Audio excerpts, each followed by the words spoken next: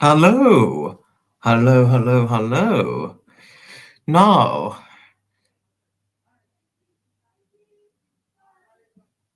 this is the very live stream in ode and in loving memory to my late grandfather, Edmund. Because, let's shut the door, sorry. Let's shut the door.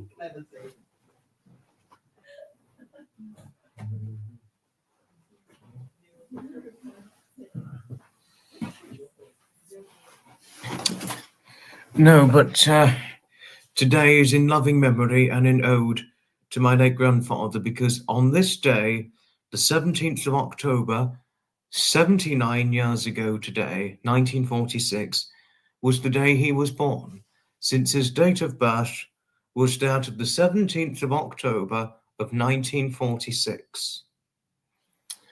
This time next year will mark his 80th birthday anniversary.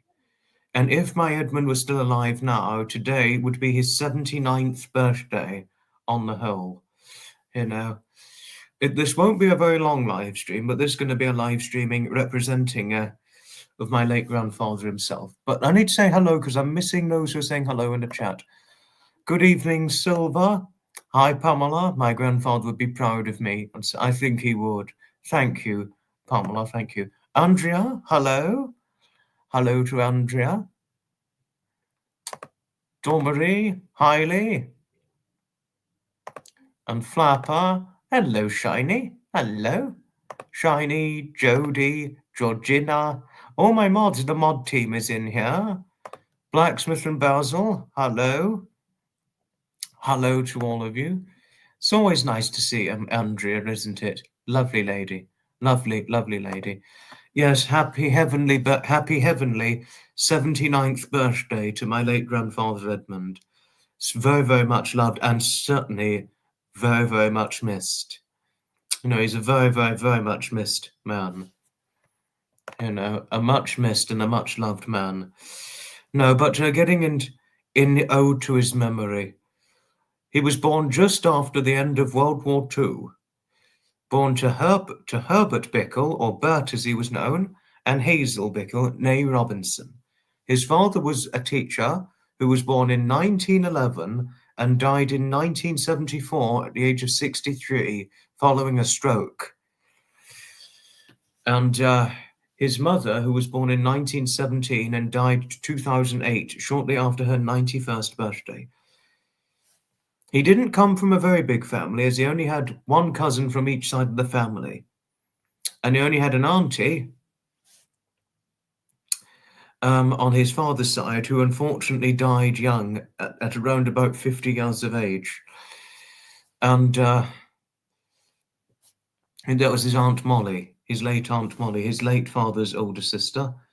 He didn't come from a particularly long-running living family on his father's side of the family, since his late grandparents didn't make it to the age he did, his father's side of the family, only living to about 70 and 71 respectively, and his father's side being his auntie Molly living to only about 50 and his father about 63.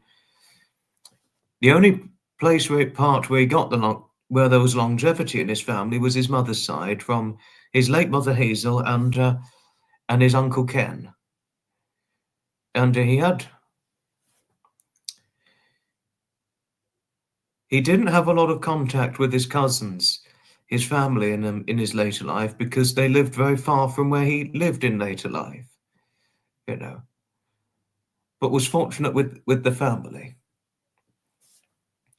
But he grew up in Woolston in Hampshire in 1950s Britain, and one of his very favourite childhood memories, which he used to recall to my brother and I as children, was when steam trains used to run near the back of their home garden in their hometown of Woolston in Hampshire in England. Hi, Denise. Thank you. Thank you for saying that my grandfather would be so very proud of me. Thank you. And hello to Maureen. I've got one. A red wine to Edmund, because he used to drink red wine, you see, Maureen.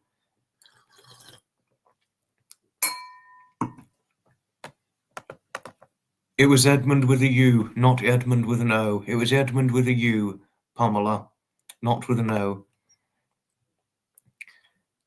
No, you needn't worry, Denise. You needn't worry. Thank you. Thank you.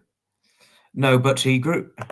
And hello to Marcy, as does I love a red wine too, Maureen. Hello to Marcy and Melvin. Hello.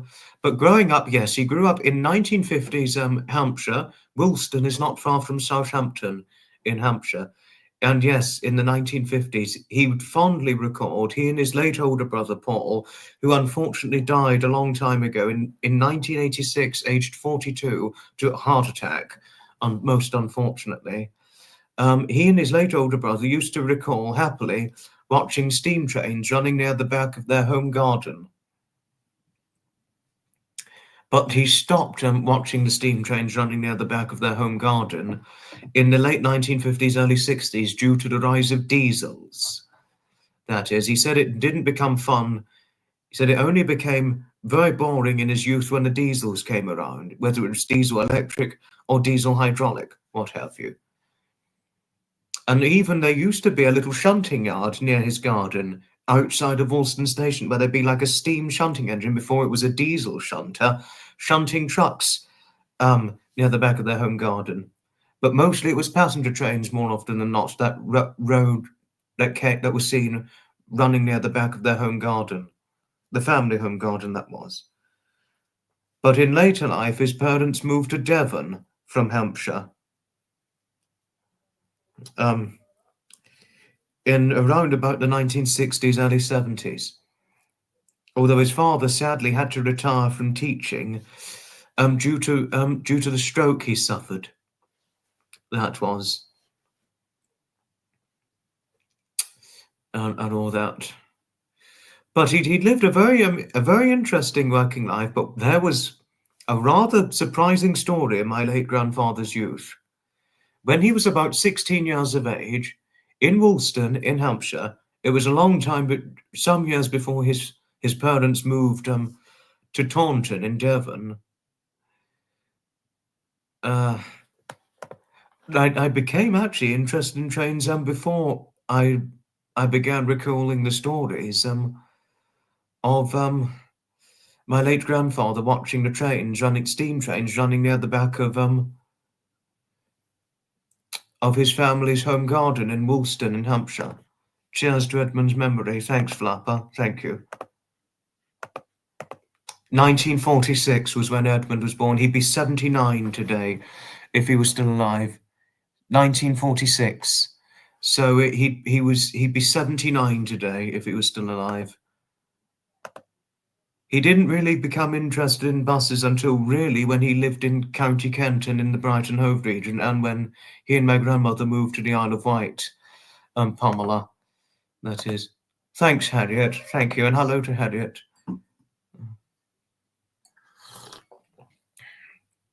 Yes, and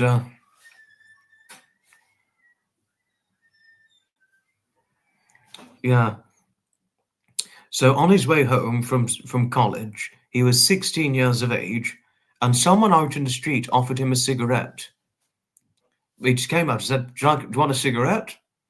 My late grandfather quietly took the cigarette on the offer and smoked it. It said, "Yes, please." And he smoked the cigarette. From that cigarette he smoked, he became very, very hooked to smoking. And he bought some more cigarettes on his way back home. And here's the very surprising story. At college, he forged a letter with the college catering kitchen staff that he no longer wanted college lunch meals. His parents never found out about. And hear this, he spent all of his lunch money smoking on cigarettes, and would just smoke cigarettes at lunchtime and would completely skip eating lunch meals. Completely skipped eating lunch meals from 16 years of age onwards. So he was a heavy smoker, but it never changed for the gentleman that he was. And it never stopped him from pursuing a successful architectural career, because he lived life working as an architect. Although he didn't study architecture until 1969, but he did a different job before the architectural work. He did a different job during the 60s. But then he took up architectural work in the 1970s, and he had an over 25-year career of architectural work, which is what he did. But he lived life successfully working as an architect, but very, very sadly, in about 1997, that was the year his architectural career came to an abrupt end. And why I say that, Thomas and Train, it's your birthday today. It would have been my grandfather's birthday today as well. But happy birthday to you. And hello to Carol. Sorry I didn't see you, but hello. Thank you, Hurriedly. Thank you for wishing my grandfather a happy heavenly birthday. No, but around 1997, his architectural career sadly came to an abrupt end. And why I say it sadly came to an abrupt end, it was due to the fact that he suffered a severe heart attack. My grandmother noticed during the middle of the night he was in a lot of pain, and she had to call an ambulance. So they called the ambulance. He was rushed into hospital, and in the hospital, it was several kinds of buildings. Even would design, like, he could design any house buildings or factories. It depended on what the work was, because architectural work was it requires a variety of building designs and things. That is.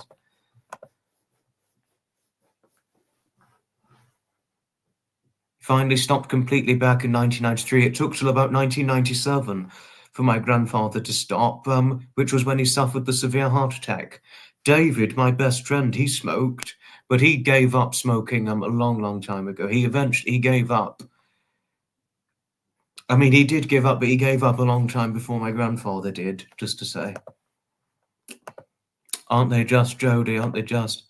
So when he was rushed into the hospital, the doctors said that he'd suffered a severe heart attack and he needed quadruple bypass surgery.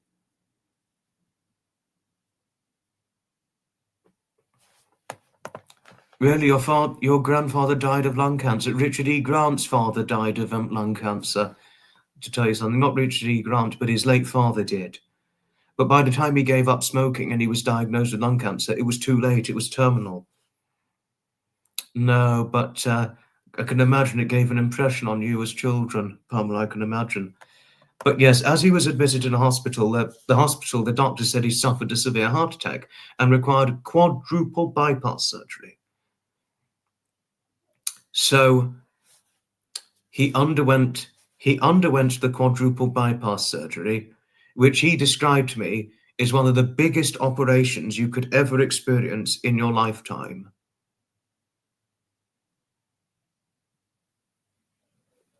So he underwent the quadruple bypass surgery due to the heart attack he'd suffered from. But sadly, here's the flip side. Once the surgeons finished his bypass surgery, they accidentally damaged his esophagus. So post-bypass surgery, my late grandfather had, it used to hurt, it hurt when my late grandfather swallowed. So eating and drinking in the latter 20 plus years of his life, just what was no longer wasn't his pleasurable enjoyment. Eating only child-sized portions. And he'd only drink in glasses, in a glass, probably about a quarter of a glass full of this. He'd only drink about a quarter of this glass full of drinks, and he'd only eat a child-sized portion for every meal time he had. Hi, Linda. Hello, my very oh my! Your brother had a lung transplant 12 years ago. He has had 3 children since. I know, yes. Eating and drinking wasn't his thing, Carol, after the bypass surgery.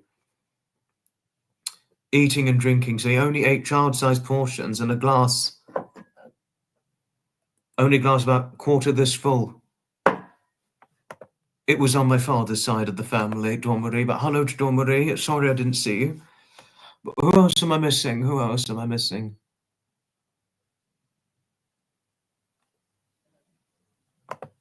Yes, in case if the other word is not allowed, do not use it because we don't want me taken down. Thank you for keeping me protected. Georgina, thank you. Yes, no, quit smoking is the most important thing you can do for your health, Pamela. But with my late grandfather, he gave up on a serious wake-up call, that was. He gave up on a serious wake-up call because of the heart attack and the quadruple bypass surgery that came afterwards. And he was only about 50 years of age when that happened to him, so younger than your age when he had the bypass surgery. You know, and before one asks, oh, happy birthday to your daughter, she's 21. So happy to share it with my late grandfather. We celebrated yesterday and she has gone out to have fun now. Oh, that's lovely. That's lovely, Denise. Hoping she has a nice day out for her birthday. Hoping she has a nice day. And whatever she's succeeded with, I really hope she's excelling well in life. No, and so she's younger than me because I'm 24 now.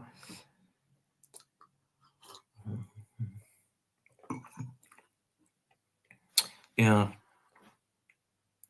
But oh, happy 80th birthday to Auntie Wendy. She had the same birthday as Edmund, but only 1 year apart.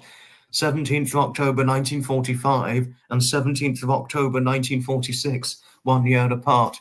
Happy birthday to your auntie, Dawn Marie. Gosh, you got a young auntie there. Thank you, Carol. Thank you for wishing Denise's daughter a happy birthday. No, but after the bypass surgery, it never stopped my grandfather from living life. And even though he was sadly forced into an early pre-medical retirement due to the severity of the bypass surgery, and because it rendered him, after the bypass surgery, it rendered him in poor health after that. He was in poor health right the way up until he died. So, and because his health was so poor after the bypass, he was unfit. He was no longer fit enough to work full time after that. So he was forced into a pre-medical retirement since the bypass surgery. But despite being forced into early retirement, he never gave up on living life to the full. He did long walks up until about 7 months before he died. He did long walks almost daily. He could still drive his car until around about his unknowingly what we didn't know was going to be his unknowingly final 73rd birthday in the fall of 2019. And that is, he still did a bus trip from time to time until shortly before he died. So he never gave up on living life to the full. And I will. Some of my most favorite memories.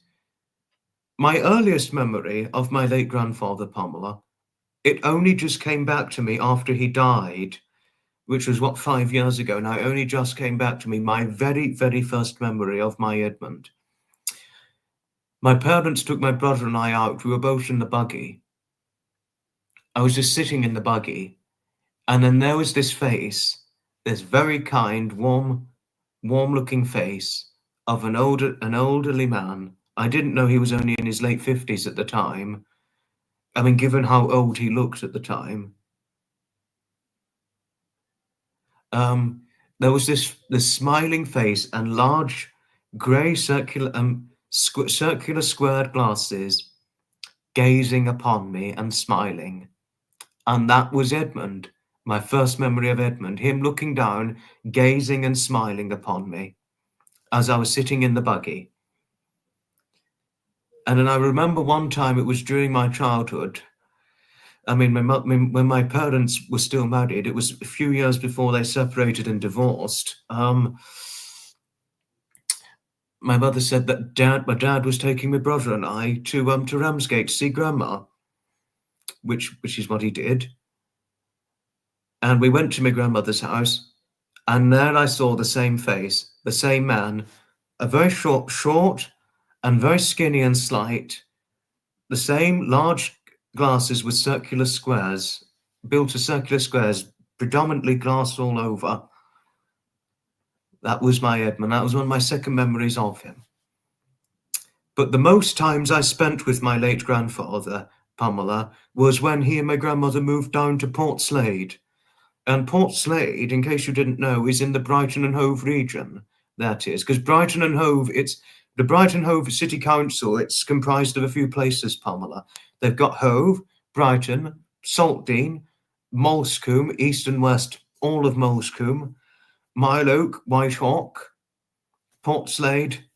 That's all a part of Brighton Hove City Council run in East Sussex. So they moved to Port Slade, which is a part of Brighton. Technically, it's part of the Brighton Hove City Council run area, which is where they moved to in 2008. And they lived there up until 2014 when they moved to the Isle of Wight. So some of my most memories I have of my late grandfather, and certainly my grandmother, was from 2008 until 2014. And I still, even though despite the fact he and my grandmother moved to the Isle of Wight, I went over to the Isle of Wight every school holiday until I was 18 years of age. That was. So, and some of my most favourite memories of whenever he sometimes would whenever I used to see him and my grandmother, well, every time, predominantly every time, he'd take me out on a nice walk. Either it was him or my grandmother who would take me out on a nice walk, on a bus trip somewhere, namely to most parts of Brighton and Hove, or sometimes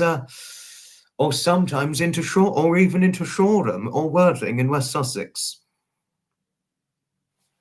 You know, and when he was on the Isle of Wight, my favourite memories was when we used to walk on Shanklin seafront as a teenager, me and my grandfather, or going on a bus trip around several parts of the Isle of Wight countryside, or going in his camper van. His camper van trips were priceless because in 2011, Pamela, nearly 10 years before he died, and a few years before he and my grandmother moved to the Isle of Wight, he purchased a camper van, and he had the camper van until it was sadly deemed irreparable in 2015, which was when he had to get rid of it and get it sent for scrap. You know.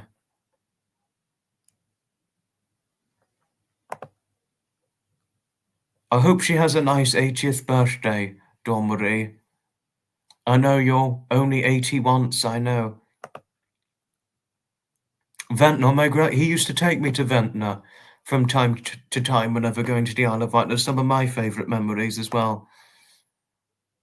Isle of Wight is a fascinating place. It's wonderful to go on holiday to, Pamela. One of the most wonderful islands to go to. No, I've got many memories of my grandfather, you know. Yeah, some of my favourite memories of him was when he used to sometimes take me for walks in my as a teenager along Shanklin seafront, or in Ventnor, or certain other parts like Culver Down in the Isle of Wight. Some of my most favourite memories. Going on the Isle of Wight steam railway with him. And some other favourite memories of my late grandfather was when he used to tell my brother and I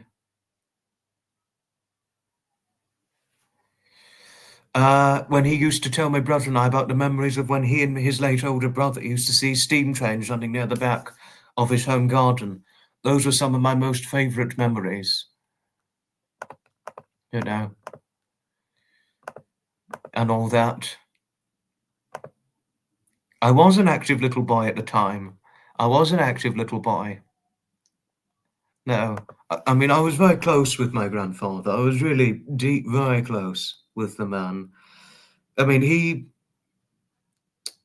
you know, I'll say it later on and all that, but the priceless memories. I mean, they're going to sustain me all my life, Pamela. They're going to sustain me all my life. You know, whenever there was a moment my parents couldn't say needed help, he and my grandmother were there to look after when they lived in the Brighton Hove region, that is.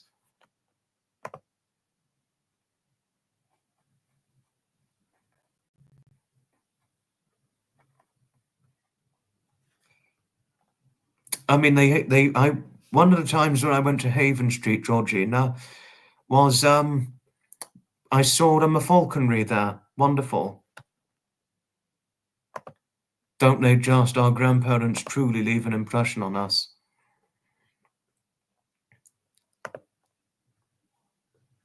He really, thank you, Pamela, thank you. No, he's really had quite an impressionable impact on me. You know, with his stories he used to share about when he saw the steam trains in his childhood.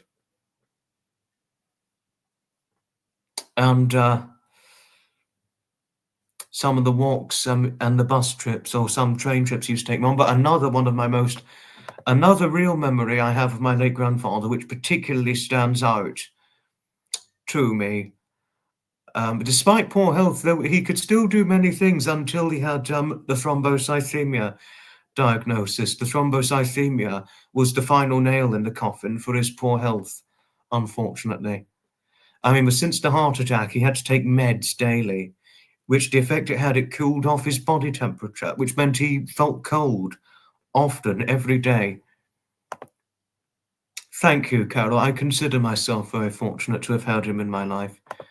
As did I too, Harriet. Truly are, Jodie. Hello, Asby. Hello. He was a brilliant grandfather. He was a wonderful grandfather. I haven't rode the route yet. I'm going to ride it soon, Denise. I'm going to ride it soon. But I do, however, think it's going to serve as a convenient bus route. You picture him with a big... When you remember your own grandfather, you picture him with a big smile on his face, as his face lit up whenever he saw you. Whenever my grandfather saw my brother and I, he always used to just smile. Whenever he saw me, he used to say, hello, in his very well-spoken voice. He really smiled. And he had a very good, distinctive smile. Even though he had wore glasses, it was a distinctive smile he had. It truly is, Pamela, you're too right.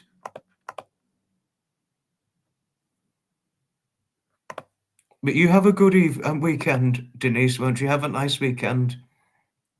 You know, you never knew any of your grandparents. They'd all died. No, my mother's grandparents died before she was born, unfortunately. No, my mother never knew her grandparents, sadly. So I do consider myself fortunate that I had the good fortune in having well, my mother's father died when I was a baby. I mean, I've still got two at the moment, still alive, but I consider myself very fortunate because my mother never knew her grandparents, unfortunately.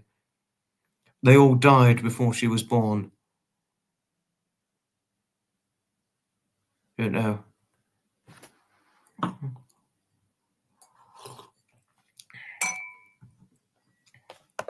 I can only imagine, Pamela.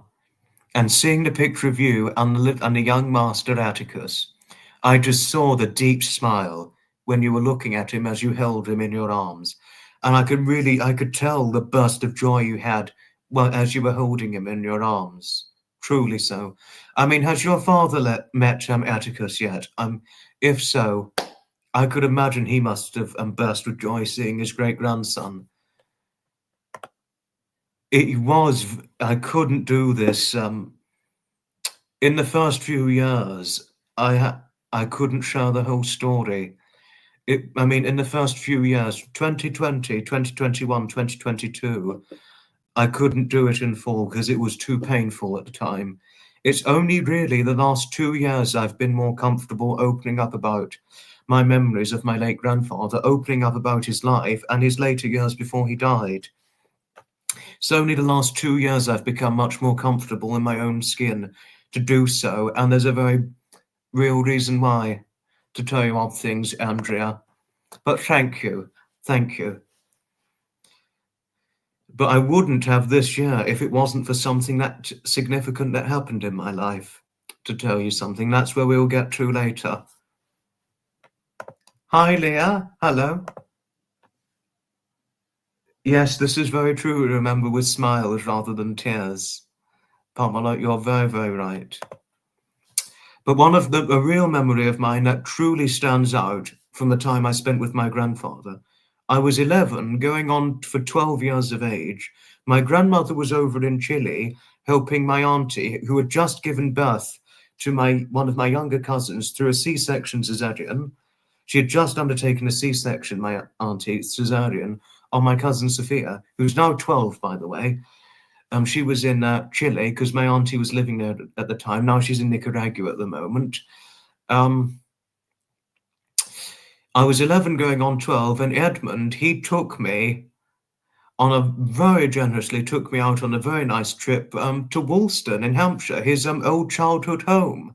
That's one of my most favourite memories. He picked me up from my mother's home, and after he picked me up from my mother's home, I was on school Easter holiday at the time.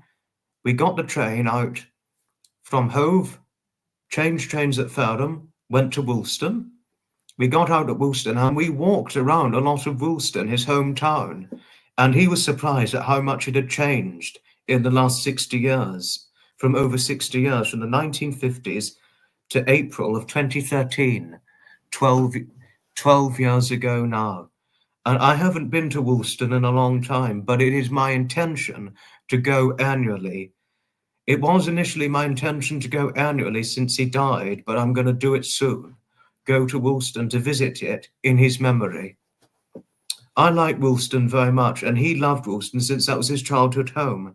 Despite his shock on how much it had changed in over 60 years at the time when he went, he still regarded it fondly as his hometown. And that's a memory that does truly stand out to me with myself and my late grandfather Edmund.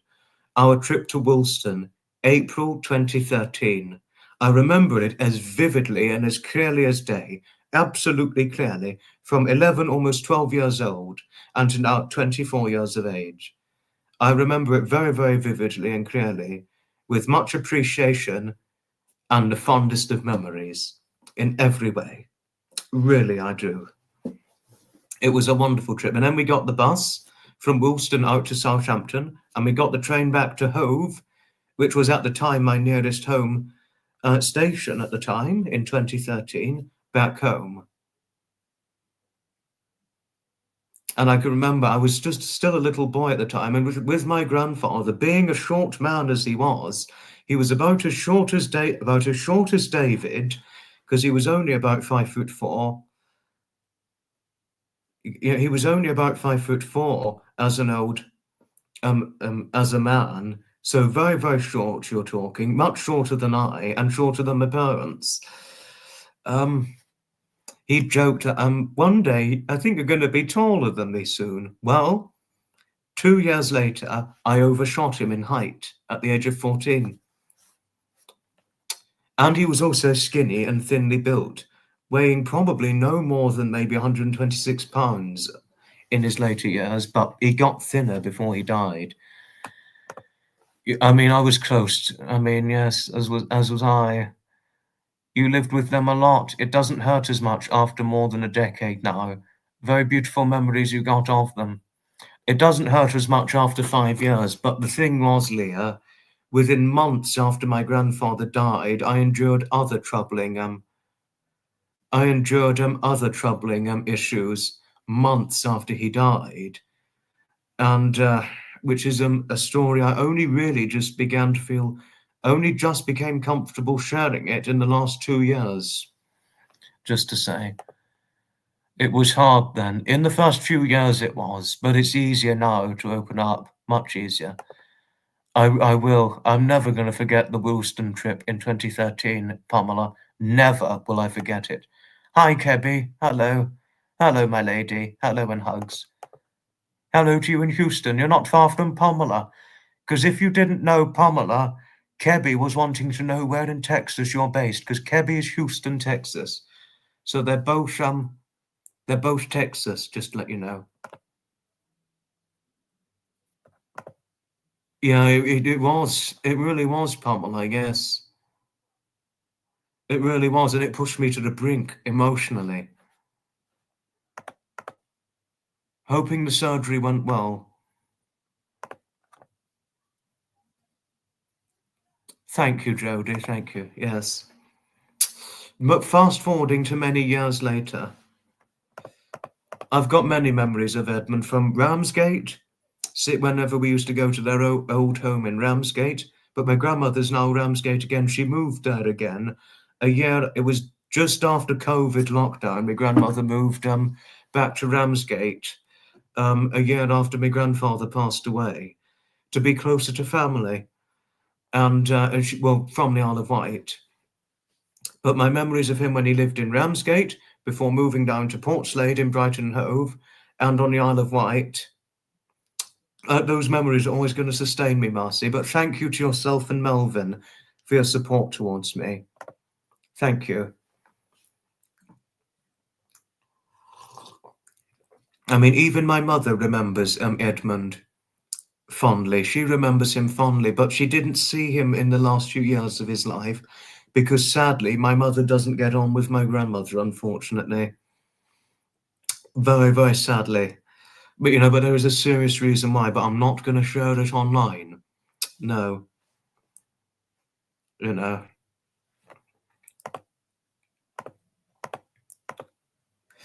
But, yeah. But sadly, after my grandfather's 70th birthday in 2017, months after my grandfather's 70th birthday, which was in October of 9 years ago now, 2016, things weren't looking so well for my grandfather, and here's a serious reason why. In 2017, my grandfather was 2017, my grandfather, who despite only being 70 years of age during the spring of that year, was showing signs of frailty. He was noticeably thinner than he was the year before, and he had noticeably aged. But we didn't know what was wrong. But it only became much more apparent towards the end of 2017 when more things went wrong, because I was going to spend the new year of 2017, was the start of 2018, on the Isle of Wight with him and my grandmother. But he wasn't well, and my aunt was going to go too, but he wasn't well enough for visitors, so my grandmother had to forbid visitors due to his health. But it only became apparent when in July of 2018, my grandfather was diagnosed with thrombocythemia. He was showing signs of considerable weight loss, and after a bone marrow test and a few appointments or so, the thrombocythemia diagnosis came and we found out what was wrong. We didn't find out until a year after we noticed something was not right. At 70, at 3 months shy of turning 72 and weighing only 114 pounds at 5'4" of height, so very, very skinny and petite, that was. It was very clear that the final nail in the coffin was seen in his health. So after the thrombocythemia diagnosis, he had to take medication alongside the medication for his bad heart. But very, very sadly, my late grandfather's his health took a terrible toll following the thrombocythemia diagnosis and the medication he had to take for it. It took a terrible toll until in 2019, it got to the point where he could no longer do long walks. Because I remember it was August of 2019, and it was that year of that month where I just knew that he was just not gonna survive many more years. And he had lost more weight again at this point. From the previous summer of 2018, he was 114 pounds or 8 stone and 2. And but then the following year, in the summer of 2019, he had gone down to 106 pounds, which is 7 stone and 8 pounds of weight. So he'd lost another 8 pounds in a year. And he'd aged visibly. At the age of 70 in 2017, almost 71, he could have passed for being a man in either his very late 80s or early 90s. And looking personally, I thought about 83 instead of 70 at the time. And then the following year, in April of 2018, he was 71 going on 72 and looked about 88. But then within months after he took the meds and the diagnosis for thrombocythemia, he'd aged visibly. And the spring and summer of 2017, he looked about 83, to the next summer looking about 95. And then the following year in 2019, he aged by about another 10 years, looking well over the age of 100 at 72, almost 73. And he could have, in my opinion, he could have passed for being over 110, despite being 72. And if I hadn't known how old he was then, I think he could have passed for being Britain's oldest man that had ever lived, due to the severity of his poor health and how much it was exacerbated following the thrombocythemia diagnosis. And at this point in August of 2019, he was only just about still driving, but he could no longer do long walks. He couldn't even do a walk along Shanklin seafront at this point, and he couldn't even walk down to the Isle of Wight Theatre. Another memory of mine with my late grandfather and I, when we both went to Shanklin Theatre to see a musical in July of 2016 together. Because I used to spend a lot of school summer holidays on the Isle of Wight until I left school, that was. And they were fondly fun memories, wonderful memories in every way, And I remember that August, because I knew he was not going to survive many more years. But I didn't think but I really didn't think he only had 6 months to live in August of 2019. I didn't think he was going to die within 6 months, but I was fairly convinced that the summer of 2020 was going to be his last summer. But unknowingly and unbeknownst to our knowledge, summer of 2019 was his final summer. That was unbeknownst to our knowledge. I mean, his health just took a severe toll after thrombocythemia. It just tanked, unfortunately. And at the time of his final, I know, too right, Pamela, yes, I know. But at the time of my grandfather's final 73rd birthday on the 17th of October 2019, shortly after his final, in the fall of 2019, at the age of 73, before the dawn of 2020, his health had deteriorated so much. He was only weighing about as little as 100 pounds, losing more weight from the summer of 2019. At this point, shortly after his final birthday, he'd stopped driving. He couldn't do long walks anymore.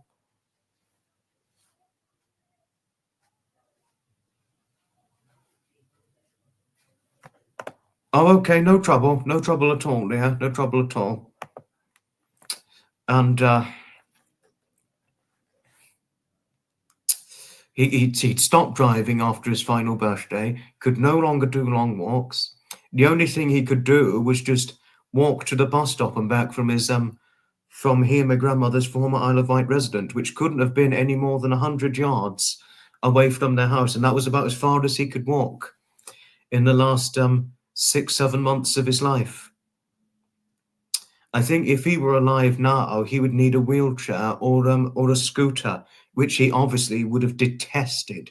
Thankfully, he never had to endure any of that, but he would have needed a scooter or a wheelchair if he were alive now. Because his health had deteriorated at this point with the thrombocythemia. He had a poor medical history, unfortunately. And no, but it deteriorated.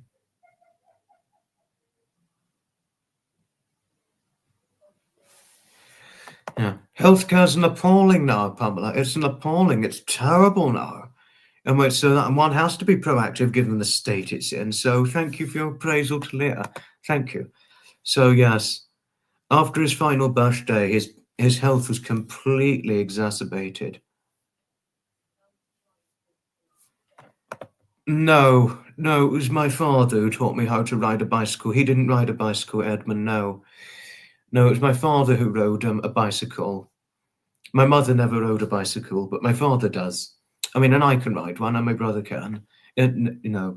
But he didn't know.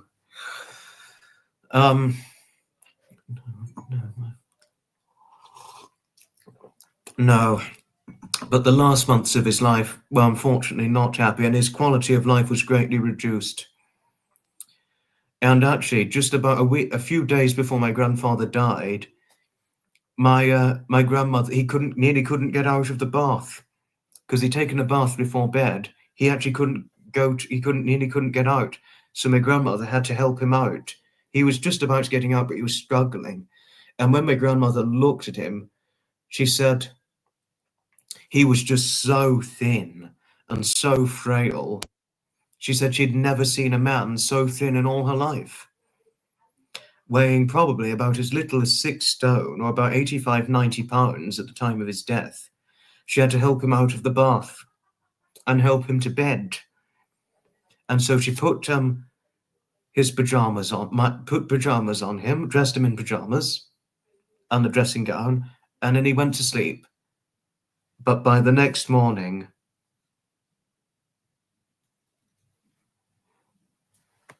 when I was a child, he had a Peugeot car, but then he got rid of the Peugeot for the Volkswagen camper van. And then he got a little red car. I can't remember the make, but it was a little red car, but then he gave it up. But then he gave up the little red car after his final birthday. But I can't remember the make of his last car. But Peugeot was one make I remember, and the Volkswagen. It was a Volkswagen camper van and a Peugeot car he had. But the red one, I can't remember the make. Can't remember. But the red one he got after. It was a little classic. It wasn't quite classic, but I think it was probably about a 1990s, maybe 2000s red car he got after the camper van. The camper van was about 1980s. So it was a very old camper van, very old. If anything, Pamela, I'm wearing his shirt. If any of you want to know, this was my late grandfather's shirt that I'm wearing today. That's his shirt.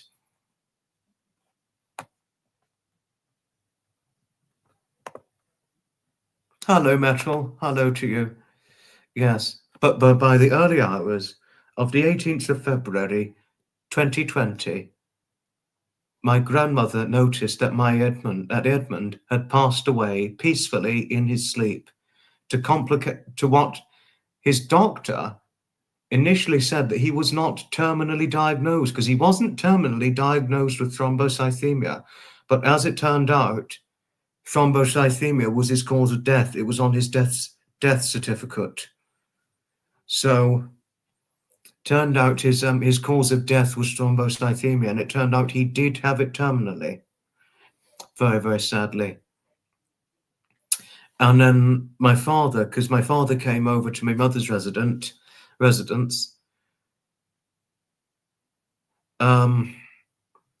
he broke the news out in tears to my brother and I. And we left to the Isle of Wight in a great hurry. And the moment I heard about that my grandfather had passed away, I the bottom dropped. The bottom absolutely dropped out of my world then. I mean, I can't tell you how devastated. I mean, I was devastated once the news broke out. I was deeply devastated. I mean, I was crying my eyes out the day I learned of Edmund's death.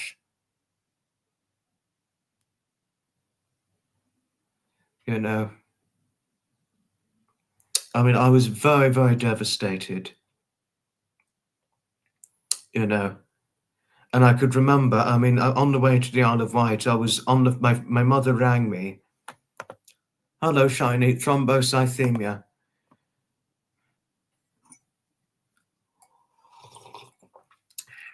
I mean, on the way to the Isle of Wight, my mother rang me.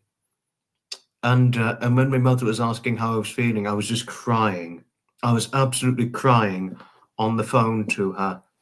I was just crying. Or if anybody was asking how I was feeling, I just burst into tears. I just burst into tears.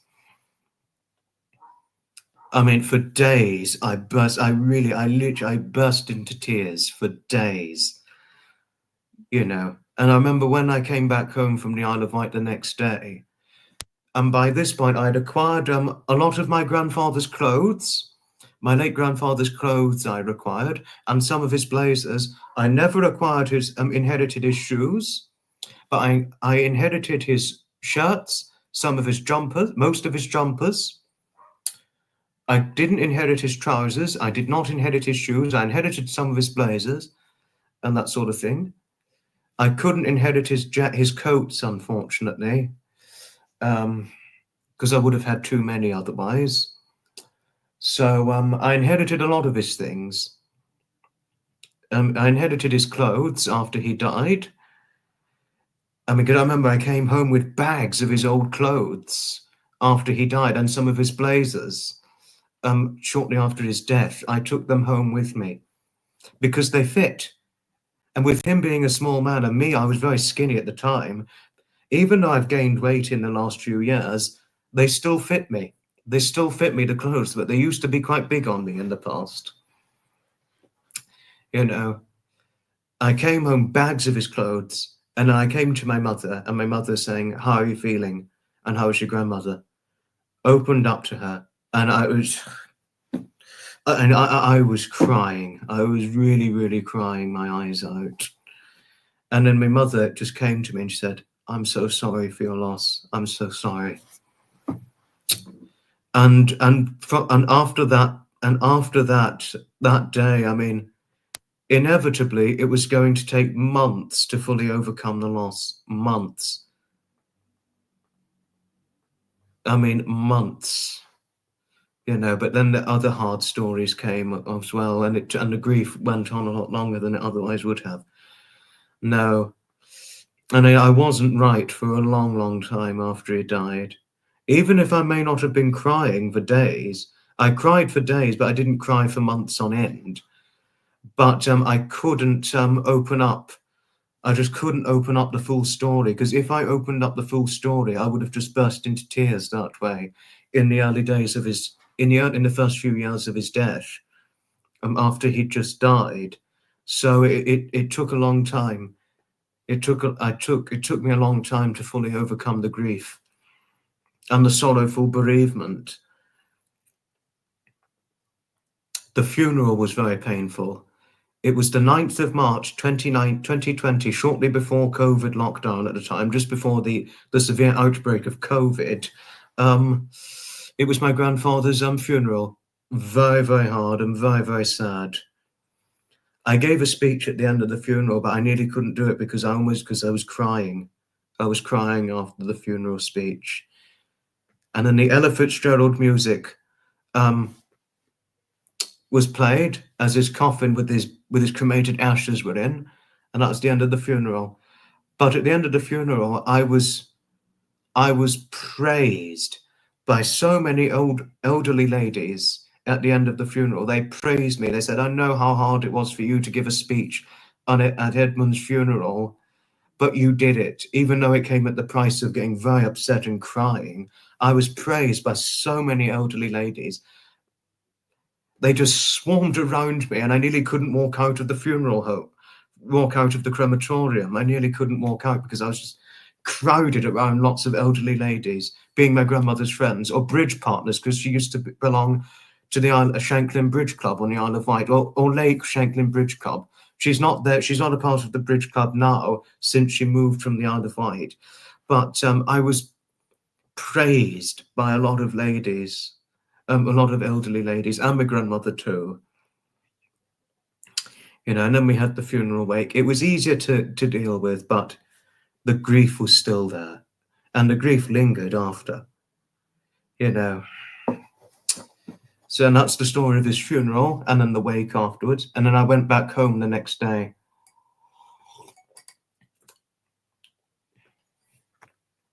Edmund, yes, my grandfather. Oh, is Monica here? Hi, Monica. Just read your comment regarding my... Thank you, Monica. Thank you.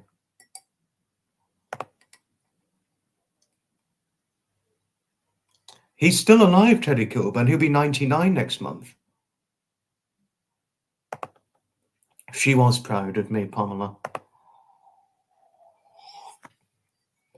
But then sad, and then we had COVID after my grandfather passed away, and then there was not a lot we could do because we were locked down, and there was very few we were allowed to do. 15 and a half months in and out of COVID lockdown after his funeral. But then within months after my grandfather died, I was dealing with certain relationship issues with certain family members. I'm not going to say publicly because it could complicate things.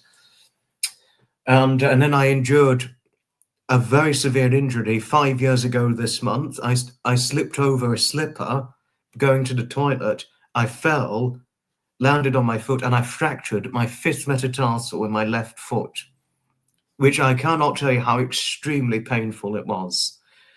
And then so I had to go to A&E, but my parents wanted to assist me, but they couldn't. And because it was COVID at the time, they could not assist me in A&E. So I had to wait for hours sitting on my own, sitting without my parents, on my own in an A&E room. And I was only wheeled around the hospital. And I had to be wheeled around A&E with no support of family or friends, and just with doctor staff.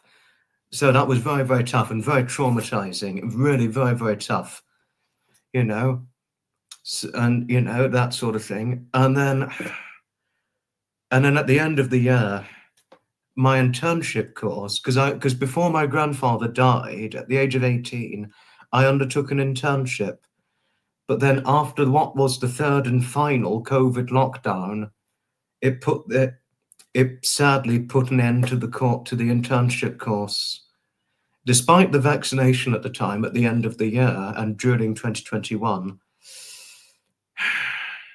it was too late to save the internship course. And so then the internship course, it fell down the drain. So the third and what was the final COVID lockdown, which we didn't know was going to be the last one at the time, but thanks to the vaccination and increasing therapeutics regarding COVID intervention at the time, which came much quicker than we could have ever expected, as one could imagine, it was too late to save the internship. The disruption, COVID-wise, it was too late to save the internship. It was too late. The internship, I did it for a bus company for a few months. I was in I sorted out lost property, people leaving behind belongings on the buses. But then the travel shop, it moved to a different building and closed down the original building where I sorted out the lost property, and it closed down. And then afterwards I did that sort of thing.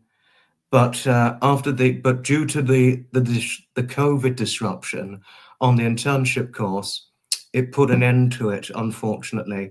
So then unfortunately, what it meant was, despite the end of lockdown, I had nothing to do. I had no course to go. It was meant to turn into a job opportunity afterwards, but it didn't. Unfortunately, it didn't. No, because it was this disruption. It was just so great. It put an end to it. Which I mean, geez, Pamela. I mean, geez, Lord. I mean, I'm a fully grown man, but in truth, Pamela, if I took up something and didn't succeed at something, normally I would just be disappointed.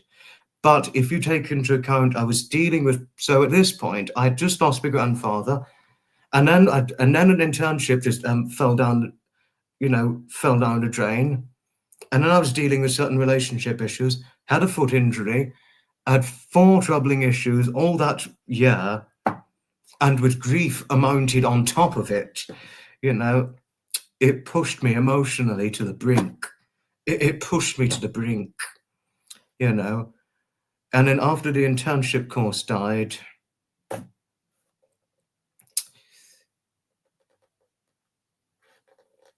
and then so I was pushed to the brink emotionally, unfortunately.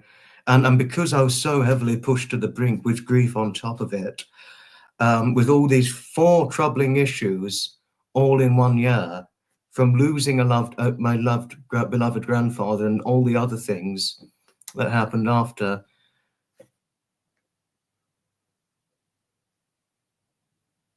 I did actually become quite increasingly reclusive because I lost the incentive. I mean, I lost because I lost the incentive for many months. I lost the incentive of enjoying life. But I mean, I never opened this up for a long time, but I did actually eventually tell David within a few years after we first met. So for months, I actually became increasingly reclusive, and I had very, very few good days. So I had nothing. So I had nothing to live for at the end of COVID lockdown because of what happened to the internship. I had nothing to live for. I mean, I had nothing. I had nothing on my agenda. I went from having something, very good career aspirations, to then crippled with grief, and in dealing with the emotional stress and a crippled sadness, dealing with emotional stress of other stuff, and then a crippled sadness and a crippled grief. It did me in for months. It did me in for months. For many months, I was increasingly reclusive. It worried my parents, my mother particularly. I mean, I did very, very few things, very, very few. But at the end of lockdown, something wonderful happened. I didn't know this was going to happen, and little did I know I was going to meet somebody who was going to change my life for the better. The end of COVID lockdown, Worthing Bus Rally, 2021. I met my bestie, David Scott. I met David, or just before the end of COVID lockdown, that was, we got Daphne. And that was how I met David, because he watched the Daphne the cat video of mine that I did in July. It was only on a good day I would take a video of Daphne, but on a bad day, I wouldn't take a video of her.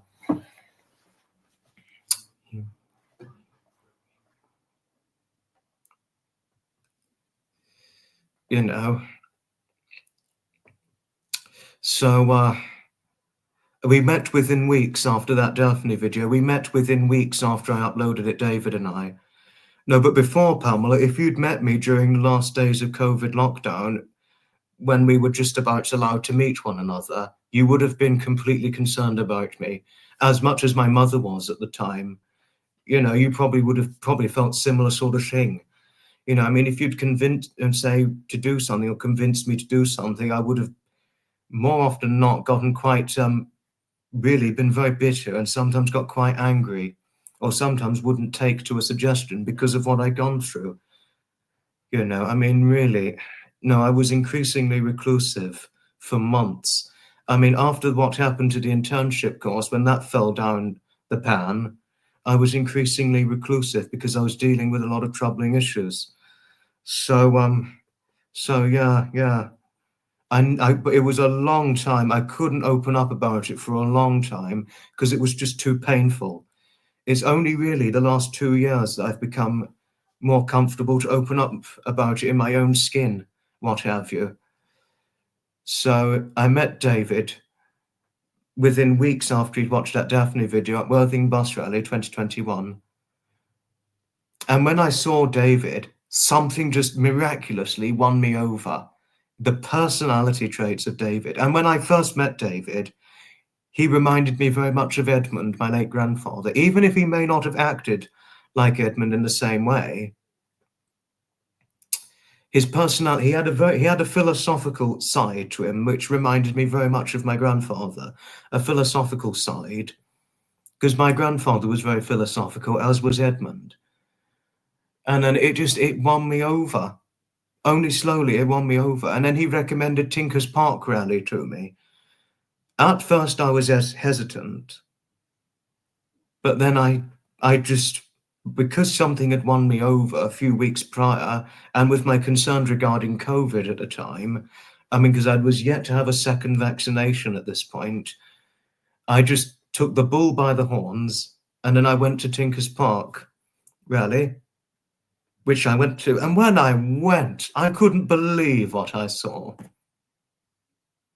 I really couldn't believe. I mean, I actually thought I was walking into a children's storybook. You know, it was really a brilliant, and one of my greatest experiences, what have you. And then after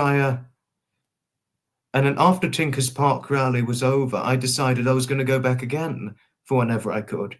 And guess what? Every year since then, since the end of COVID lockdown, every year since then, I've gone to Tinker's Park Rally ever since. I've gone ever since.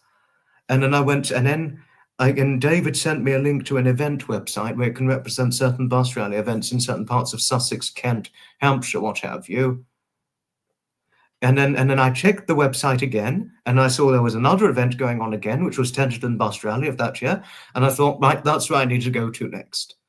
So over time, after I met David, over time, I steadily began to heal. And the thing that's really helped me in the healing trip, from overcoming the loss of my late grandfather, Edmund, and overcoming a crippled sadness, and getting out of an increasingly reclusive and almost taking to heavy drinking at this point. I turned to heavy drinking and being an increasing recluse, who's after the internship fell down the pan. I went from that crippled with grief, sadness, and becoming and taking up heavy drinking. I went from that to eventually, after Tinker's Park, I quit the heavy drinking and just went back to how I generally drank, occasionally and sporadically, you know. And I didn't heal overnight. The healing took time. I still had bad days during 2021, but the rest of 2021, but they steadily got fewer and fewer after I met David. But 2022 was when I saw a year of significant healing over the course of that year, to the point where by early 2023, I had healed from the troubles, you know, even though it's irrelevant. But ever since I met David, over a year after my grandfather had passed away, and after dealing with the other troubles I dealt with after Edmund passed away in 2021, and what he got me into with the event attending, with the classic car events, historic commercial vehicle run events, steam rally events, Tinker's RD, Tinker's Park, Lawton, Powden Park, Hurriedly, etc. London's Brighton Veteran Car Run. It's I saw my healing, because, I mean, can I tell you something, Pamela? I don't think I would have ever coped with my troubling circumstances, and would have almost likely, I'm acutely aware now, I would have almost likely needed therapy and counseling, and certainly treatment for alcoholism, if I hadn't met David and taken up the event attending he got me into. And by 2023, I felt much like my former self. I mean, I'm my former self now again. For the last 2 years, I managed to. It brought me completely back in body and spirit, with very, very few bad days. I'm full of life, probably just as full as life now as I was since before Edmund died. By early 2023, I'm the happiest I've been since before my grandfather passed away. And I'm so glad. I mean, with what I'd gone through, I could have, I think looking back now, I'm almost certain I'm a person, if you've gone through what I'd gone through and the emotional toll it took on me, or anyone of that sort, you could only imagine one needing therapy or counseling. I mean, I could be wrong, but that's certainly my conclusion. But I did not, but one thing's for sure, I did not need therapy in the end, and I did not need counseling, and I certainly did not need rehabilitation, let alone. So, and in the last 2 years, I've been much more comfortable in my own skin to talk about the loss of my late grandfather and the memories I had of him, which are going to sustain me. If I may say, the memories I'll have of my late grandfather, Edmund, will sustain me for a lifetime to come. David, he's a brilliant friend, Aspie, and I consider myself extremely fortunate in having him in my life. And he came to me at the right moment. Thank you, Pamela. Thank you. Aussie Queen Jess, hello, and hugs, hello. I made it through. No, I mean, I'm happy. I'm one of those lucky people. I consider myself very lucky to have come out the other end. And since this low point, I never take a day for granted. I live life to the full and never waste a moment in life. Since that low point, I never wasted a moment in life. Thank you, Andrea. Thank you. Thank you. And if there's anything I've learned from it, is one should take the hand of a friend going through a low point. Thank you, Silver. Thank you. Yeah, I know some people can't ever cope with their troubling past, can't they? Silver, I know, but I'm happy with the help of David and what he got me into from 2021 onwards. I've met my healing since then. I've come out the other end stronger. Yes, thank you, Pamela. I'm happy I did. I don't think I would have ever come out of that tunnel without the intervention of therapy or counseling if it wasn't for what David got me into.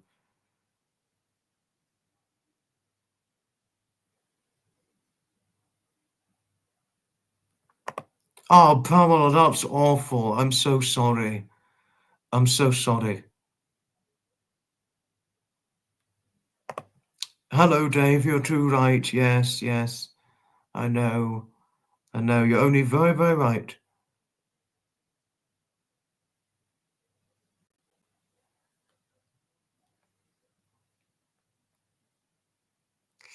Was there anything I missed? I don't know. I'm fine now, Marcy. Please, Marcy, you really don't need to worry now because I'm very happy with my life. I'm very, very happy with my life. So, but thank you. I'm very happy with my life. Since I met David and got into the event attending, I mean, yes, the anniversary of my grandfather's death and his birthday anniversary are hard, but it's a lot easier now than it was in the first few years. It's much easier now. And since I came out of this low point of my life, it's I'm as happy now as I was since before my grandfather died. Don't we just? I mean, David knows about it. Knows about my backstory, just to say, before I met him. And I did tell David what it meant to me having him. And I actually did personally really thank him for what he got me into. And he was actually really surprised by the backstory. And he was like, oh my, wow. And then he was like, I'm really glad. I'm only too pleased I got you into what I got you into doing. It's given you the incentive to go out and enjoy life, which is what David personally did tell me. And I was like, and it's you I'm always enormously thankful towards. Thank you, Coffee. Thank you. Thank you. And Pamela, you asked if I've got some pictures. I do have some pictures. Before we go, I'm going to show some pictures of my late grandfather. I've got some pictures of him from when he was a little boy to his later years. And it's worth showing. I really like the pictures of him as a little boy.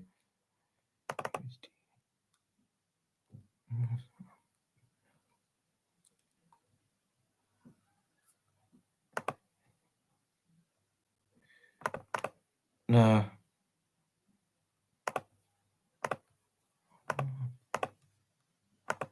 Thanks, Coffee. Hello to you, Coffee. Hello to yourself and your husband. Thank you for your kindness. Thank you.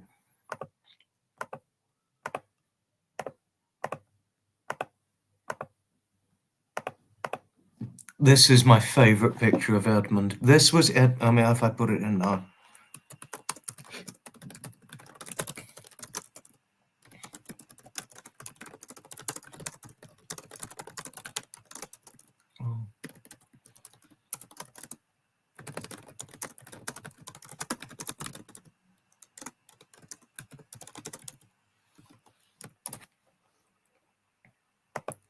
This was my grandfather as a little boy in about 1957.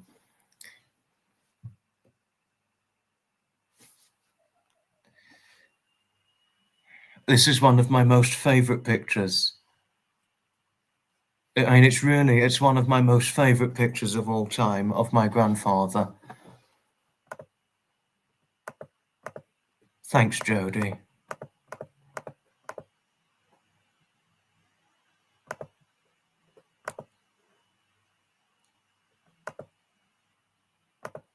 Thanks, Georgie. Thank you.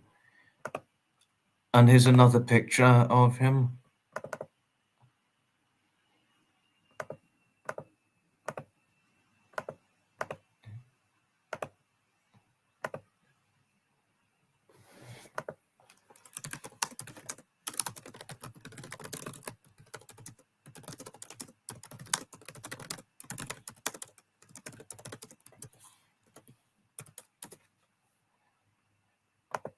That's him around about 1953 over there. Him and his late older brother.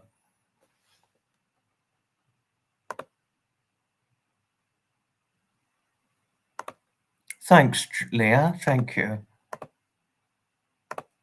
I love the black and white pictures of my late grandfather too.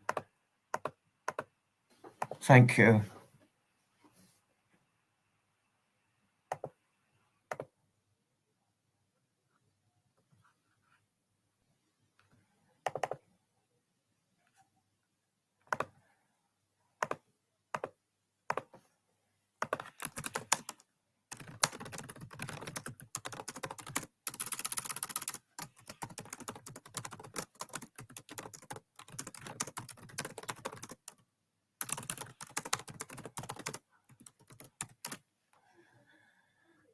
That was him in the my grandfather in the late 1940s. As a very little boy, Paul, his older brother Paul, would be on the left, and that's him on the right. About 1949. So a long, long time ago, over 75 years ago, this picture. Thank you, Flapper, Harriet, Aussie Queen Jess. Thank you, Carol. And Leah.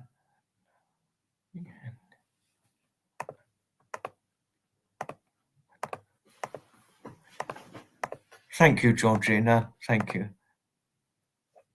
Thank you, Pamela. Thank you.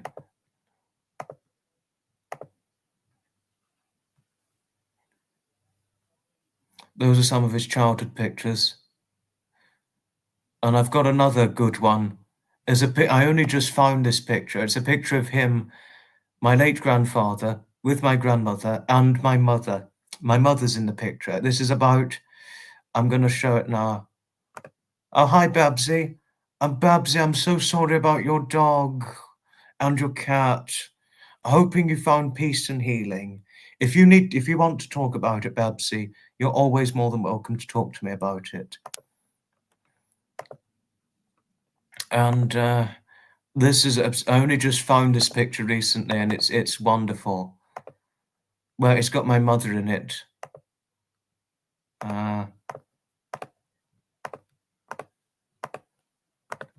Now this here, more than almost 30 years ago, with my mother on the left, my grandmother's in the center, and my grandfather on the right.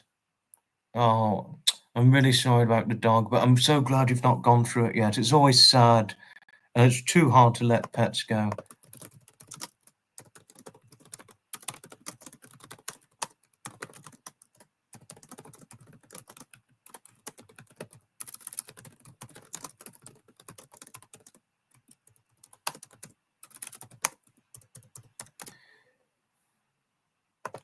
I mean, you'd be very surprised there, but that was my Edmund when he was actually in his early 50s. One would probably think he's older, given what he looked like at the time, but it was at this point it was only in the early few years since he'd just suffered the heart attack, and he was in his early 50s at the time. And that's my mother. That's my mother on the left, my grandmother in the center. And that's Edmund on the right. No, but he was in his early 50s, but it probably surprised you how old he looked at the time. But he was a nice looking man with a good face. And this was about 1998, 1999, something like that. Hello, Odette. I'm okay. It's a bit of a hard day because it's my late grandfather's birthday, but this was my grandfather on the right, my mother's on the left, my grandmother in the center. Thanks, Pamela. Thanks, Coffee. Thanks, Aussie Queen Jess. Thank you. Thank you, Shiny. Jody. Asby. He was a very, very sweet man, Leah. He really was. Oh, thank you, Andrea. Thank you. My mother was only about 20 in that picture. Something like that. She's 47 now. No, but yes, that was them in the 1990s. Thanks, Odette. You take care, Aussie Queen Jess. Ta-ta for now. Oh, hi, Christy. Hello. Thank you. Thank you.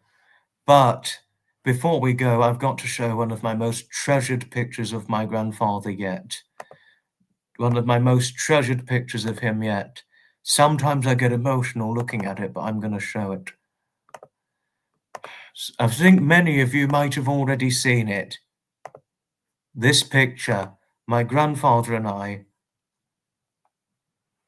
more than 20 years ago, where there's me as a toddler and him holding me in his arms.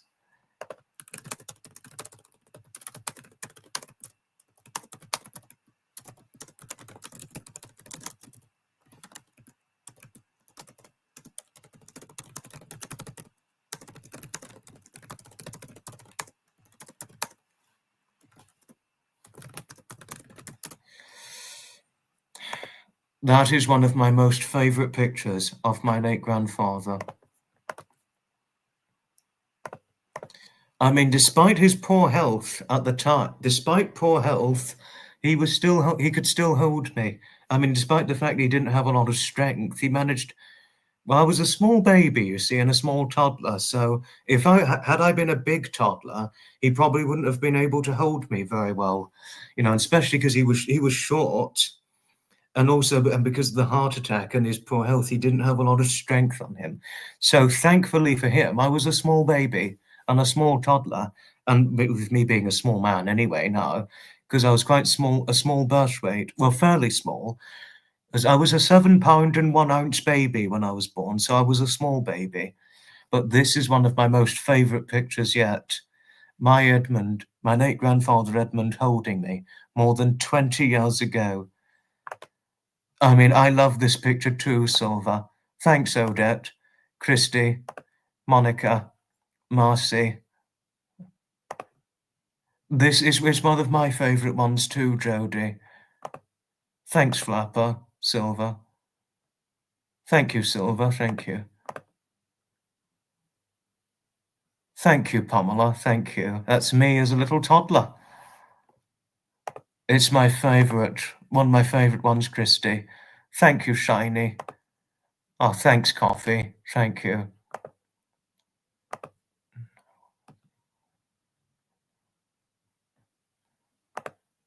My mother still hasn't aged. I think she has a little. I don't think she's aged 30 years, no. But I think she was about 20 then and looking about maybe 18 or younger. I think she's aged about maybe 10 years, a little bit more. 10 years, maybe a little over 10 years. But certainly not 30 years, I'd say, Jodie. She's certainly not aged 30 years. But I'd say she's aged more 10 or so years, but not 30 years for sure.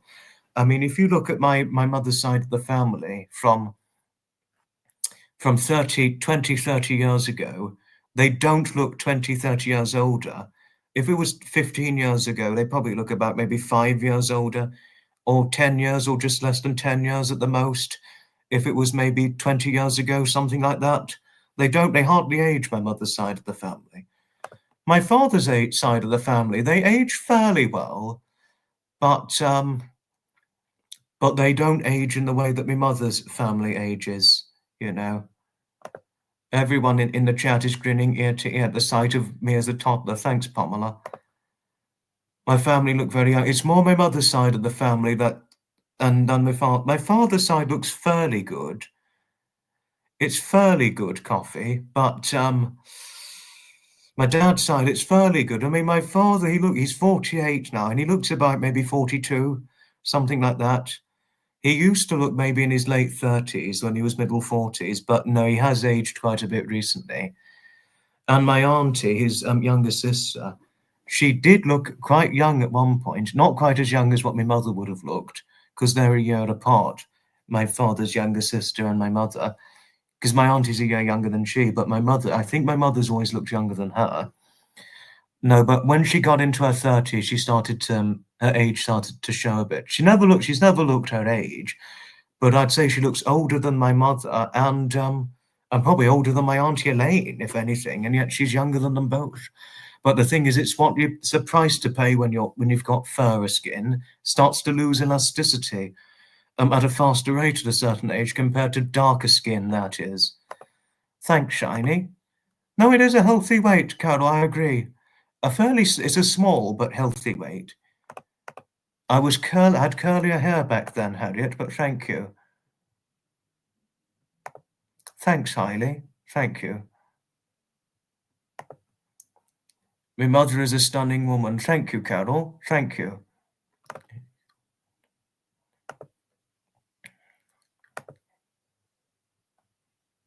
Thank you. No. And there's a last picture I'm going to show. It's just last picture of my grandfather. Oh, thanks, Carol. Thank you for saying that my mother's a stunning woman. Says to my mother, who's 47 and looks no older than 30, if there's any way to describe it. And I can't imagine my mother looking any older than in her 30s when she's in her 50s. I mean, even though both of my aunties, they've all gone through menopause. They don't look any older than their 30s, despite it. They've gone through the menopause, everything, and it's hardly aged them. They've hardly aged. Because my auntie, she's 55 and looks about 35. And I've got an auntie, she's 53 now, and she was 52 last time I saw her. And she looked about 32 at the very most. And could you imagine being 52 and looking 32? Can you imagine that? I mean, I've got an auntie who's 46. Last time I saw her, she was 44 last time I saw her, and she looked about, I'd say 34. I'd say she looked about maybe 34 instead of maybe 35, instead of 44, or maybe 36. No, I would say 34, 35. No, she didn't look, she looked older than my mother. I would definitely say older than my mother, and certainly older than Auntie Elaine, and certainly older than what she looks like now. But, you lose elasticity in the skin as you get older. Certainly more. at a faster rate when you're white than it is if you're black, in theory. Not saying this to be racist, but it's what I have evidently seen. I think we've all evidently seen this, haven't we? Personally, I think I look about 20, Heather. I haven't looked any different. I haven't looked any different since I was 20, to tell you something, Heather. My aunt, yes, you said my auntie Rebecca looked beautiful. She's 55, and it is wow. And my uncle, he's going to be 60 in a couple of years. I mean, if he didn't have the grey beard, he'd look about 35. But even with the beard, despite the fact that it's grey, there's hardly any wrinkles, and he's not saggy. He's not even saggy. He's very, very few to like no wrinkles, and he's going to be 60 in a couple of years. And my other uncle, he's 53. Wait, no, 54. Sorry, he'll be 55 next year, and he looks about the same age as my uncle, 30s, like literally. They're both handsome men. I mean, in my opinion. And my uncle, because it's my uncle's birthday today, he's 57. I saw him 2 years ago, almost 55, and he looked like late 30s, like literally late 30s, and he was almost 55. Despite the grey hair, you probably wouldn't get over how young he looked. And yet I hadn't seen his wife. He was married to a wife about 4 or 5 years younger than he. I mean, I saw her in 2019. She was already looking about maybe 40, 41. She already looked in her 40s, literally. Like, I last saw her 6 years ago, and she was about 46. She already looked in her 40s, like literally in her 40s. And yet my uncle, I saw him, 2 years ago, but didn't see Auntie Fiona. That is, I've got an auntie called Fiona who's married to my Uncle Jerick. But don't worry. I won't say publicly, but she already looked in her 40s. But him, I saw him 2 years ago in his almost mid-50s and looked in his late 30s. Like, wow. Surprise one as it might. But I probably wouldn't, because they're all half Jamaican, my mother and her siblings. Going to be a granny again. Oh, congratulations, Odette. Thank you, Pamela. Isn't it just? No, but thank you for asking, Heather. But personally, I think I look about 20. And I'd like to still look, I think I'm going to still look maybe 25, I think, when I'm 30. I'm hoping to look about 25 when I'm 30. And actually, I'd hope to look about 30 when I'm 40. I don't think I'm going to age in the same way as my dad, for example, who has looked good. He has looked good all his life, but he's never aged in the same way as my mother, for example. I think it's my mother who's always going to look quite young. My father, I think he's going to look, I can't imagine him looking very good in 10 years. And I can imagine him looking very good at 60. But I couldn't imagine him aging in the way that my mother would age when she's, say, 60, for example. Auntie Rebecca, she's very, very clever. She's a physiotherapist. This is true, yes, I know. Thank you, George. I agree. I think he's a very handsome man. I certainly agree. Thank you. Thank you. And he's very fit, to tell you something. He's a fit man. Very, very fit man. You know, many women of colour and their skin looks terrific even as they get older. Yes, and men as well, men and women. I've seen, you know, biracial and black. Their skin still looks terrific. There's a biracial actress, Carol, called Jennifer Beals. She's biracial. She's 62 this year, and I don't think she looks literally, I personally think she looks about maybe 38, 39, maybe 40, and she's 62. 62, well, 62 this year, and looks no older than 40. Like, wow. And wouldn't be surprising because she's biracial. And there's an actor, Eddie Murphy. He's 65 yet next year. And personally, I think he looks in his late 30s, like literally. And we've got Ernie Hudson. He's 80 in a couple of months today. And he looks like early 40s max. And he's 80 this year. I mean, wow.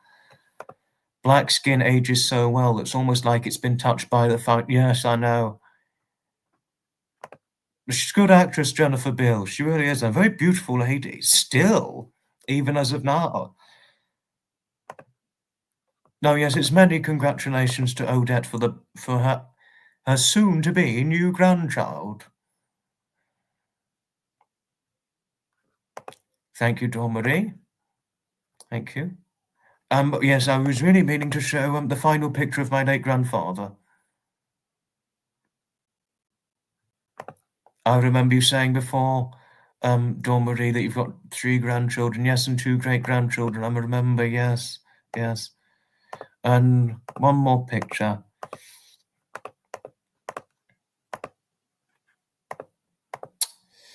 And that's my late grandfather, Edmund.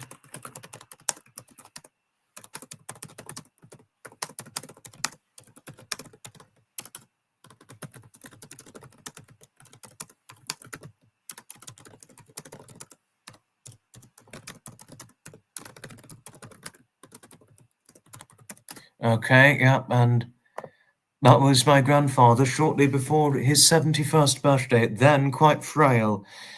No, it was at this point we were quite concerned about him because he had noticeably lost weight and he was noticeably aging at this point. But he was almost 71 there. Like, wow. In my opinion, I thought he looked in his about 83. And that's my grandmother at then 69. And this was in Yarmouth on the Isle of Wight.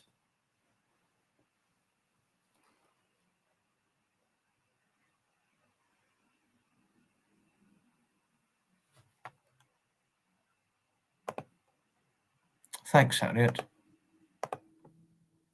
You dressed as Jennifer Beals from Flashdance, really, Leah? Wow. Sprayed your curly hair with black hairspray, but you're not biracial. That's the only difference, Leo. The only difference is you're not biracial. No, you do look a bit white, and I don't mean to sound racist or racially offensive. I don't mean this in a racist way, but you look a bit white to be Jennifer Beals. You know. But very interesting that you did that. Very interesting.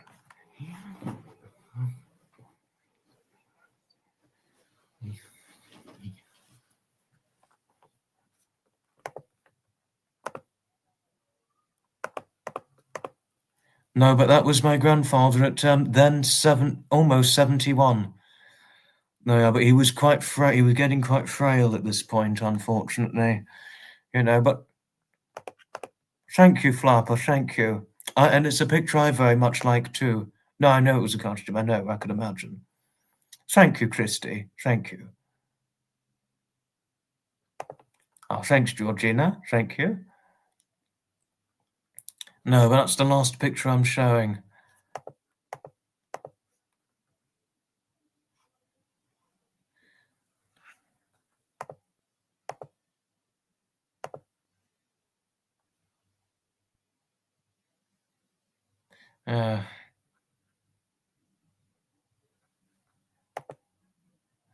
No, but yes, it's in loving memory of my late grandfather Edmund, and on his birthday anniversary that was. The next anniversary will be the 18th of February 2026, which will mark the 6th anniversary of his death. Earlier this year, we had the 5th anniversary of his death, just to say.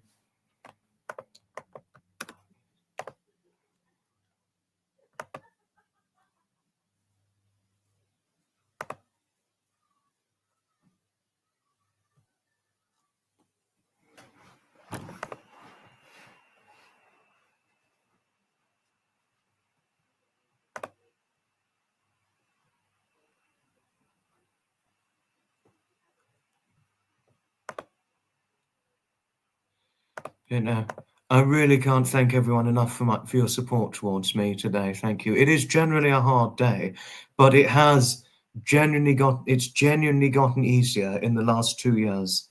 So after meeting David, getting into the event attending, and since healing, it has gotten a lot easier to open up about it.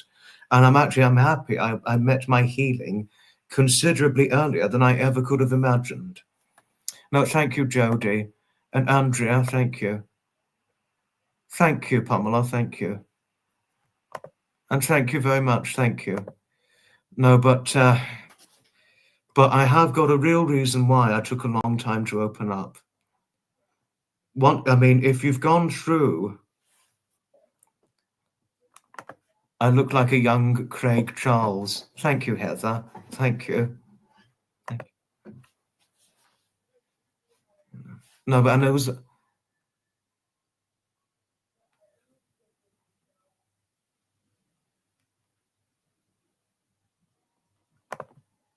But one thing I forgot to say when you asked me, Heather, I don't think I could age like, say, my brother Rexy, for example. I don't think I'll age like him because I think he looks about 18, even though he's 23 now, and looks about maybe 18, something like that. I don't think I'll age like my other younger siblings, and because I've got half younger siblings through my mother and my father, because after my parents divorced, they got together with other partners and things and had children with them. It's another open story and a long story to share, that is. But I think because when my younger siblings, as they're still young, they're not 18 yet, they're much younger than Rexy and I, my half siblings. But I think when they grow up and become fully grown adults, I think they'll look younger than what I currently look like. I mean, I look fairly young. I don't think I look 24. I mean, I don't look my age. I mean, I personally don't think I look my age. Personally, I think I look about 20. But one can decide for themselves. But I don't think I'll look my age when I'm 30, I don't think. Or certainly not 40, but I'll have to see. No. I mean, someone, when I was almost 21, somebody thought I had a baby face. Oh, that's very nice. A lot of us, because my mother's side, you can really thank winning the genetic lottery partially on my mother's side, because they're predominantly wrinkle-free on my mother's side, that is. I think being a quarter Jamaican or mixed race, I think that's won the lottery a bit, in my opinion. Thanks, Christy. Thank you. Thank you, Jody. Thank you. Thank you, Leah. Thank you.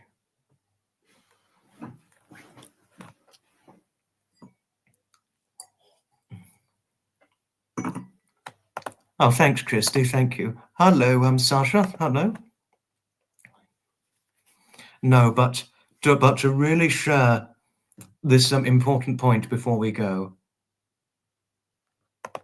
This is very true, Pamela, yes, but if you've gone through loss, and then you've gone through three other troubling circumstances, from relationship issues with certain family relatives, when you don't need the drama, when you're dealing with grief over certain circumstances, and then dealing with an accident when you've fractured a body part, and then dealing with an internship or a job, what have you, or an internship failure or a job or business failure. Although in my case, it was not business failure, it was an internship failure due to the COVID disruptions with 3 lockdowns over 15 and a half months. Dealing with those 4 troubling issues all in 1 year. I mean, how to describe it, I mean, for example, take claws off a cat.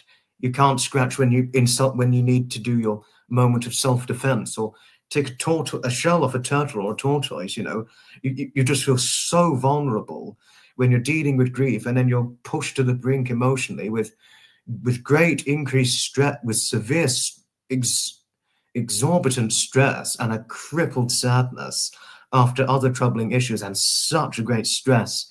The stress was extraordinary after the internship course failure, and then really pushed me to the brink emotionally. You just feel so vulnerable, and so helpless, and potentially worthless. You feel it's extremely difficult and painful to open up when a full story in full when you're going through these circumstances. That is, you just feel so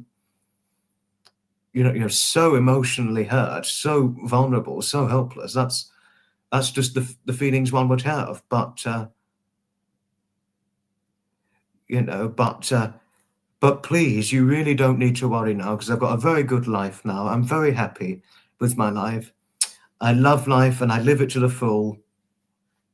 And I've redeemed my former self since over 2.5 years ago, and I've got a full life now, and everything has been brighter since I reached my healing.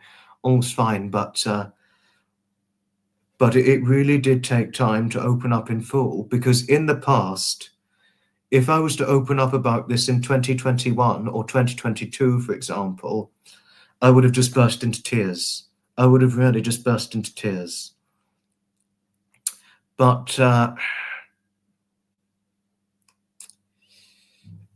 since I came out the other end of my critically low point and the crippled sadness, the prolonged grief, and a severe, exorbitant stress of the internship course failure due to the COVID disruptions, it was too painful to talk about my story. But the full story, when it comes to the anniversary of meeting David, it will be 5 years, and when you hear the full story, you'll hear more about that and what it means to me and how I can help other people for it.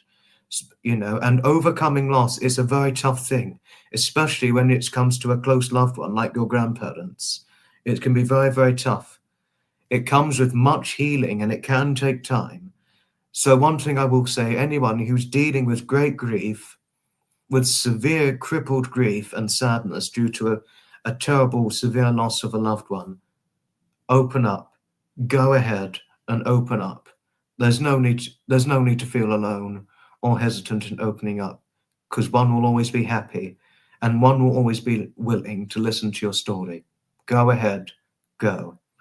There's no reason one should feel alone opening up when dealing with grief. Certainly no reason one should feel alone, if there's anything I've learned from it. Thank you, Coffee. Andrea, thanks. Thank you, Sasha. I didn't think I would ever come out of that black tunnel. And I think if it wasn't for David or the event attending he got me into, I would have more than likely only come out the other end through therapy and counseling interventions and alcoholism rehabilitation treatments, because I did slip into alcoholism for many months after the fourth troubling issue. Because it was a comfort for me at the time. I couldn't find any other way but to drink in order to find comfort and to try and cope with the troubles, But I'm just one of those lucky people that came out the other end. And I'm happy I did not need rehabilitation for that brief period of alcoholism and the other troubles, what have you. So yes, thank you, Coffee and Jody. Yes, one last happy heavenly birthday to my late grandfather, Edmund. Thank you. Thank you, Christy, Pamela, Harriet, and Coffee. Thank you all. Thank you. But it's time to finish. Thank you. No, it does, doesn't it, Sasha? And as I'd sometimes say, excuse naughty language, but in life, shit happens. Whether we want it or not, it's just a matter of how we deal with it. There we are. But it's time to finish things off now. Thank you all most sincerely, kindly for watching, and it's in loving memory to my wonderful late grandfather Edmund, born on the 17th of October, 1946, and died on the 18th of February, 2020, and a happy heavenly 79th birthday to my wonderful late grandfather, to my wonderful Edmund. Thank you most sincerely, kindly for watching. Ta-ta for now. I'll see you in the inspirational live stream, the Saturday live stream special tomorrow. Let's do something funny before we go. When I requested, although it was the ride, so she can shout, "Get out of it, Whipple, right up inside!" When you are lost in London and you don't know where you are, you can hear my voice a calling, fast further down the car, and very soon you'll find yourself inside the terminus. London Transport Diesel engine, nice omnibus. We don't ask much for wages, we only want their shares. So cut down all the stages and stick up all the fares. If tickets cost £1 apiece, why should you make a fuss? It's worth it just to ride inside the 30-foot long by 8-foot wide. Inside that monarch off the road, turner off the highway coast. That big six-wheeler trolley painted London transport diesel making 97 horsepower. 97 horsepower omnibus. Hold very tight, please.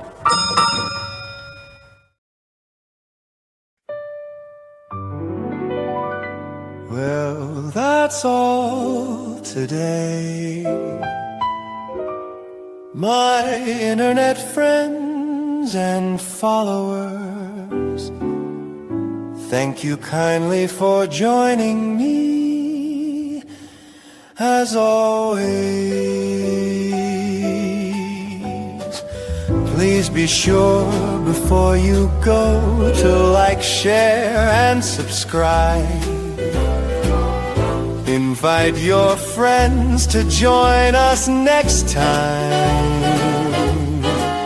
If you feel they would delight, we have shared tales of vintage trains, of culture, nature, and lore, of history's charm and verdant calm in more.